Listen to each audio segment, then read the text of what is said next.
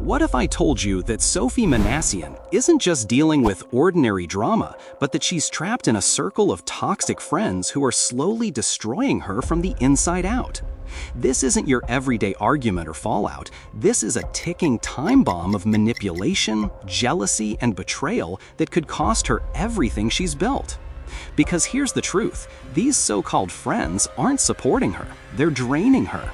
They smile in her face while tearing her down behind closed doors. They make her question her worth, sabotage her wins, and twist her reality until she doesn't even know who she can trust anymore. And the scariest part? It's all happening in plain sight, right now. Today, we're diving into Sofi Manassyan's toxic friendships, the ones that look innocent on the surface, but are actually eroding her confidence, poisoning her mental health, and threatening to unravel everything she's worked for. This isn't just messy drama, this is a psychological battlefield. So buckle up, because once you see the patterns I'm about to expose, you'll never look at Sofi's circle the same way again. Have you ever felt emotionally drained after hanging out with a friend, like they somehow sucked all the energy right out of your soul? Well, you're not alone, and today we're diving deep into the dark world of toxic friendships that are literally poisoning your life without you even realizing it. We need to talk about what just happened with Sofi Manassyan, and honestly, it's way more intense than anyone realized at first. I'm talking about her quietly stepping away from her entire friend group. And when you dig into the details, it becomes crystal clear why she had to make that incredibly difficult decision. This isn't just your typical influencer drama or friendship fade. This is about recognizing toxic patterns, protecting your mental health, and having the courage to walk away when things get genuinely concerning. So let's start from the beginning, because the full story is absolutely wild. For months, Sofi was part of this tight-knit influencer circle. You know the type, constantly posting together, matching outfits, group vacations, the whole picture-perfect friendship aesthetic that looks amazing on social media. They were giving off those major bestie vibes, and their content was everywhere. Collaborative videos, shared brand deals, always appearing in each other's stories and posts. From the outside, it looked like the ideal friend group that everyone wants to be part of. But then, something shifted. It wasn't dramatic or explosive like you might expect. It was actually the opposite. Subtle, quiet, almost eerily calm. Sofi just started pulling back. No big announcement, no messy call-out posts, no dramatic unfollowing sprees. She simply began appearing less and less in their content. The group photos became smaller, the collaborative videos stopped featuring her, her likes and comments on their posts gradually disappeared. It was such a gradual withdrawal that at first, people thought maybe she was just busy or taking a social media break. Here's where it gets really interesting though. While Sofi was quietly stepping back, the content from her former friend group started taking some seriously concerning turns. And I'm not talking about just changing their style or trying new trends. I'm talking about content that was genuinely harmful and problematic, especially considering their young audience. One of the most disturbing examples involved content around food and eating habits. Some members of the group started posting these "what I eat in a day" videos that were absolutely shocking. Instead of showing normal, healthy meals, they were essentially glorifying disordered eating patterns, talking about not eating for days, surviving on energy drinks, making it seem trendy and cool. The comment sections were filled with young girls saying they wanted to do the same thing, which is absolutely heartbreaking. Think about this for a second. These are influencers with massive followings of impressionable teenagers and young adults. They have a responsibility, whether they acknowledge it or not, to be mindful of the content they're putting out there. When you have that kind of platform, you can't just ignore the impact your words and actions have on vulnerable viewers. But instead of being careful with their influence, they were actively promoting dangerous behaviors. Meanwhile, if you looked at Sofi's content during this same period, it was the complete opposite. She was posting positive, balanced content about actually enjoying food, having energy, living a healthy lifestyle. The contrast was stark and telling. It really highlighted just how different their values and approaches to content creation had become. But the food-related content was just the beginning. The group also started collaborating with creators who work in adult entertainment industries. Now, I want to be clear, there's nothing inherently wrong with adult content creators. They have every right to make the content they want and build their brands however they choose. But the problem was the context and the audience. These influencers knew their follower base consisted mainly of teenage girls. They'd built their entire platforms around content that appealed to young people. So, when they started doing collaborations and creating content with adult entertainers, it felt incredibly inappropriate and irresponsible. They were essentially exposing their young audience to adult content without any consideration for whether that was suitable or safe. The collaborations weren't subtle either. We're talking full videos, photo shoots, cross-promotions with creators who are very open about their adult content work. It felt less like genuine friendships and more like calculated attempts to gain attention and followers through shock value and controversy. The whole vibe started shifting, from fun, relatable influencer content to something much more mature and sexualized. During all of this, Sofi was noticeably absent. She wasn't participating in these collaborations, wasn't appearing in these videos, wasn't even engaging with the posts on social media. Her silence spoke volumes about where she stood on these choices. Things reached a peak with one particular video that crossed every possible line. One of the group members posted what was supposed to be a "Get Ready With Me" video, but the storyline was absolutely disturbing. She framed it as getting ready for a date with someone who had been stalking her. The entire video treated stalking like it was cute, romantic, funny, something to be celebrated, rather than the serious crime and traumatic experience that it actually is. The tone was casual, almost giggly, making jokes about giving her stalker merchandise with her name on it, talking about how she loved stalker energy. For anyone who has actually experienced stalking or harassment, this content was not just offensive, it was genuinely triggering and harmful. Even her own comment sections were filled with people expressing concern and confusion, asking if she was safe, begging her not to romanticize something so dangerous. This kind of content doesn't exist in a vacuum.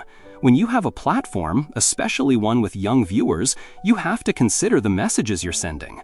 Romanticizing stalking behavior, making it seem cute or desirable, can have real-world consequences. It can influence how young people think about boundaries, consent, and what constitutes healthy versus dangerous behavior in relationships. After facing backlash for all of these problematic content choices, instead of taking accountability or making genuine changes, the group attempted what can only be described as a complete rebrand. Suddenly, their content shifted to this soft, emotional, healing aesthetic. Pastel colors, gentle music, vulnerable monologues about growth and self-improvement. They started getting sponsorship deals with therapy apps and wellness brands. But here's what made this rebrand feel so calculated and inauthentic. They never actually addressed their previous content. They never took responsibility for the harm they might have caused. They never deleted the problematic videos or issued genuine apologies. They just slapped a wellness filter over their chaos and hoped people would forget what they'd done. One member even started talking about her mental health journey and how therapy had helped her develop a healthier relationship with food. This coming from someone who had literally been promoting disordered eating to teenagers just weeks earlier. The hypocrisy was staggering. You can't be the face of healing and wellness when you haven't done the work to actually heal or take accountability for your past actions. What made this situation even more concerning was the pattern of behavior that emerged. It wasn't just about inappropriate content, there were also issues around authenticity and identity. Some group members started mimicking Sofi's style, aesthetic, and even her mannerisms, not in a cute, best friends dressing alike way, but in a way that felt calculated and almost parasitic. Looking back at old content, you can see this progression clearly. There's this one video where they do an outfit swap challenge that seems fun on the surface, but when you view it through the lens of everything that happened later, it takes on a different meaning. Sofi had this natural, effortless style and genuine personality that people were drawn to. She didn't need shock value or controversy to maintain her following, because her content was authentically her. But some of her friends seemed to recognize this and started copying not just her aesthetic choices, but her entire vibe. Same types of clothing, similar hair and makeup, even adopting similar speech patterns and caption styles. It felt like they were trying to borrow her authenticity and trustworthiness without putting in the work to develop those qualities themselves. This kind of identity mimicking in friendships can be really toxic and uncomfortable. It suggests that the relationship might not have been as genuine as it appeared. Were they actually friends, or was Sofi being used as a template for what success and likability look like? When someone starts copying your entire personality, it raises serious questions about their motivations and the health of the relationship. Now, throughout all of this, people kept asking why Sofi didn't speak up sooner or more directly. Why didn't she call them out publicly? Why didn't she make a statement about what was happening? But I think the answer to that question reveals something really important about the dynamics at play. Sofi was significantly younger than most of her friend group. While she might have had a successful social media presence, in real life she was often the minor in rooms full of adults. Her friends and collaborators were in their early to mid-20s, people who had been in the influencer game longer and knew how to navigate the politics and pressures of social media fame. Being the youngest person in a group of older, more experienced creators puts you in a vulnerable position. You don't know what kind of pressure she might have felt behind the scenes. Was she encouraged to stay quiet about her concerns? Was she made to feel like she was being dramatic or overreacting? Were there financial or professional pressures that made speaking up feel risky? We'll probably never know exactly what was happening in private conversations and group chats, but what we do know is that Sofi chose to protect herself by quietly stepping away, rather than engaging in public drama or trying to change people who clearly weren't interested in changing. And honestly, that choice shows incredible maturity and wisdom. Sometimes the strongest thing you can do is simply remove yourself from a toxic situation without feeling obligated to explain or justify your decision to everyone else. Sofi didn't owe anyone a public explanation. She didn't need to air all the dirty laundry or engage in messy online conflicts. She just quietly chose peace over chaos, authenticity over attention, her own well-being over maintaining relationships that were no longer serving her. The way she handled this situation is actually a masterclass in setting boundaries and protecting your mental health. Instead of getting sucked into the drama cycle that social media often creates, she took the high road and focused on her own content and growth. She didn't try to sabotage her former friends or turn their mutual followers against them. She simply stepped back and let her actions speak louder than any words could have. This whole situation also highlights some really important lessons about friendship, especially in the social media age. Just because people look perfect together online doesn't mean the relationship is healthy behind the scenes. The pressure to maintain a certain image for content can sometimes mask serious issues and red flags that would be obvious in a normal friendship. It's also a reminder that growth often means outgrowing certain relationships and situations. Sometimes people change in directions that no longer align with your values or goals, and that's okay. You're not obligated to follow people down paths that make you uncomfortable or compromise who you are just to maintain a friendship. Sofi's decision to prioritize her own well-being and authenticity over maintaining these relationships shows real courage. It can be scary to step away from established friend groups, especially when there are professional and financial considerations involved. But sometimes, protecting your mental health and staying true to your values is more important than any opportunity or relationship. The contrast between how Sofi handled this situation and how her former friends approached their problems is really telling. While they were chasing controversy and trying to rebrand their way out of accountability, Sofi was quietly building authentic content and genuine connections with her audience. She didn't need to manufacture drama or copy other people's personalities because she was confident in who she was, as a person and as a creator. Looking at where everyone ended up, it's clear that Sofi made the right choice. Her content remains authentic and positive. She's not involved in constant controversy or having to defend problematic behavior. She's not trying to convince people she's changed without actually doing the work of change. She simply removed herself from a toxic environment and continued being herself. This situation serves as a powerful reminder that sometimes the quietest exits make the loudest statements. Sofi didn't need to drag anyone publicly or create a spectacle around her departure. Her consistent absence from their content and her focus on her own positive trajectory spoke volumes about what was really happening behind the scenes. For anyone watching this who might be in a similar situation, whether it's with friends, coworkers, or any other relationship in your life, Sofi's example shows that you always have the option to simply walk away. You don't have to engage with toxicity. You don't have to try to fix people who don't want to change. You don't owe anyone your presence in situations that compromise your values or well-being. The most powerful thing about this entire situation is how Sofi demonstrated that you can remove yourself from drama without creating more drama. You can protect your peace without declaring war. You can choose authenticity over popularity.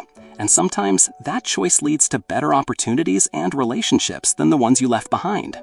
So, what do you guys think about this whole situation? Have you ever had to make a similar choice in your own life? I'd love to hear your thoughts in the comments, because I think this story touches on some really important themes about friendship, authenticity, and knowing when to prioritize your own well-being. At the end of the day, Sofi's story isn't just about drama, bad friendships, or influencer scandals. It's a wake-up call about the hidden cost of staying in toxic environments. She proved that sometimes the quietest move, walking away without fanfare, is actually the loudest and most powerful statement you can make. And that raises a question we all have to face. When the people around you stop reflecting your values, do you have the strength to step back, even if it means walking away alone? Because if there's one thing Sofi Manassyan showed us, it's this: peace will always be more valuable than popularity.